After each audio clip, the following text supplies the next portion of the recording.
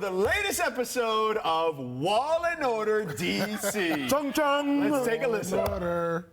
Oh, yeah. In the National Basketball Association, the people of Washington are represented by two separate yet equally important groups. The guys who are finger-pointing inside the locker room and the guys who are playing for the next contract. These are their stories.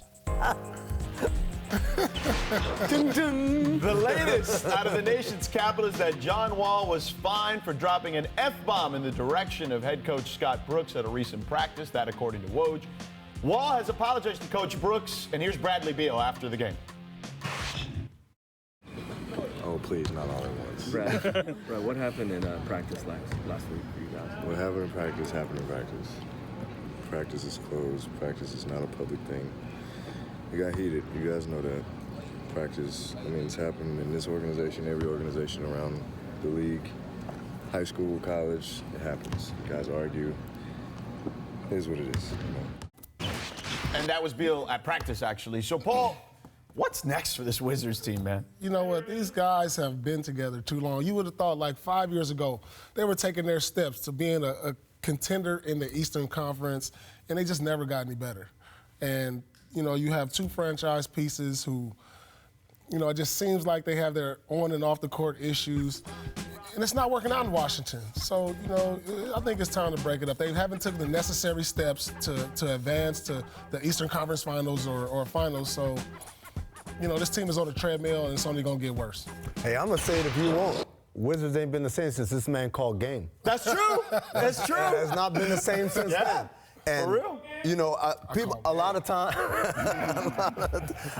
times people, like, they kind of think that we're being lazy when we say you need a veteran presence in the locker room. Mm-hmm. But I think, like, Paul Pierce is example A1 of group of talented guys add a veteran who has the respect of the locker room, and then everyone kind of falls in line. And then you take away that presence, and everybody splinters again.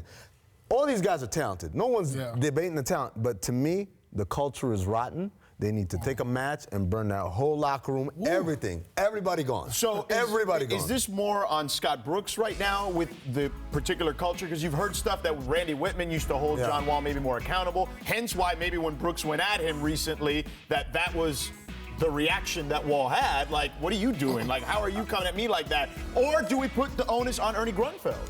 That to me, it's him. He's the one that put this team together. He's the one that year after, you know what Paul's talking about, 5 years of them really underachieving, and they haven't made any adjustments. They just keep staying the course or bringing in guys. That's the one constant. Well, you can say Scott Brooks or Ernie Grunfeld, but the players create the culture.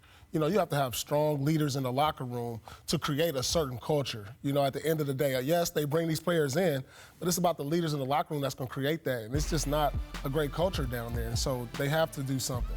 So do you deal them? I deal them all. Like, all of them? All of them. Because here's my thing.